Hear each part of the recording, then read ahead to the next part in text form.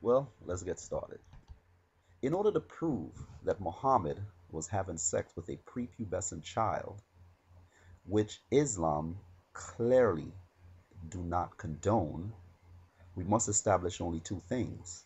Now, by saying that Islam does not condone it, what I mean is every single Muslim that I've spoken to over these years agree that it is wrong to have sex with children. They agree that once this child has their first menses or their first period, girl has their first period, she's considered to be an adult. And only at this point can you have sex in a marriage with this young person is when they see their first period, which I totally disagree with because the first period is only the beginning of the stages of adulthood, the beginning. And at this point, she's still a child in the process of becoming a woman. And all of her bodily functions and she's not fully developed, in other words. And sex at such a young age has damaging and lasting effects on both the physicality and the mentality of a young child. But with that said, to establish that he was having sex with someone who has not even yet reached puberty, we only need to establish two things. One, is there any historical Islamic documentation or a marker for a prepubescent girl? And the answer to that is yes. In the Islamic records, it shows that the playing with dolls and other images was prohibited for adults, and only prepubescent children, girls for instance, were allowed to play with dolls. And this is recorded in the following hadith. Bukhari, Volume 8, Book 73, number 151, and it is narrated by Aisha herself. I used to play with dolls in the presence of the Prophet, and my girlfriends also used to play with me. When Allah's apostle used to enter my dwelling place, they used to hide themselves, but the Prophet would call them to join and play with me.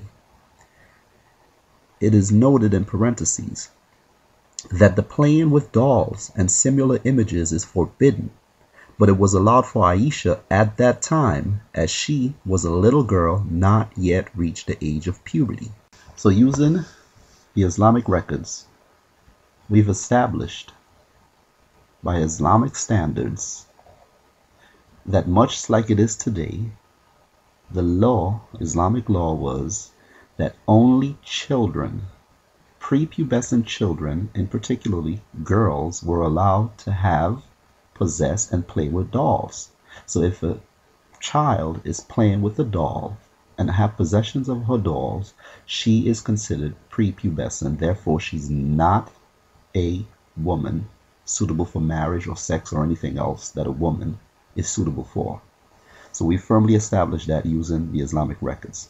The second thing that we have to establish in order to prove that Muhammad was indeed having sex with this prepubescent child is to establish that he was having sex with Aisha while she was still in possession of her dolls, proving that she's prepubescent. If we can establish that Muhammad had sex with her and then after she was still in possession of her dolls, that proves beyond a reasonable doubt, beyond a shadow of a doubt, that he was indeed having sex with a prepubescent child. So in order to prove this, we go back again to the same Islamic records. Muhammad had sex with Aisha in her house while she was still in possession of her dolls.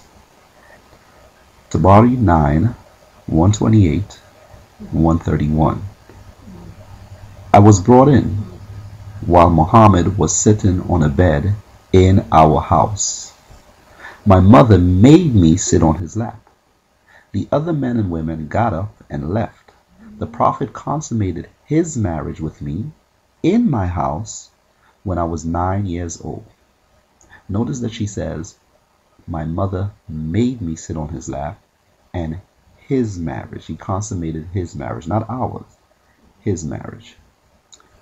So this establishes that Muhammad had sex with Aisha in her house. The next hadith is going to establish that after Muhammad had sex with Aisha in her house with her dolls present, that Aisha moves into Muhammad's house and her dolls are still with her in her possession after the sex has occurred. And this is from Sahih Muslim, book number 8, number 3311, and it's narrated by Aisha herself. Aisha reported that Allah's apostle married her when she was 7 years old, and she was taken to his house as a bride when she was 9, and her dolls were with her.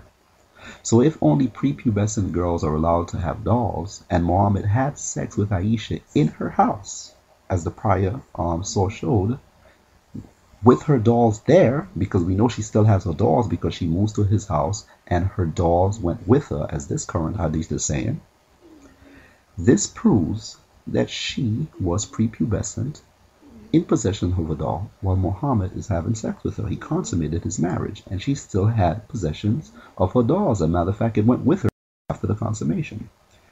So with her dolls there, this shows that without question, without a shadow of a doubt, Muhammad was having sex with a prepubescent child. Therefore, even by Islamic standards, this would be considered pedophilia. Review the records for yourself. Thank you for watching. Please comment,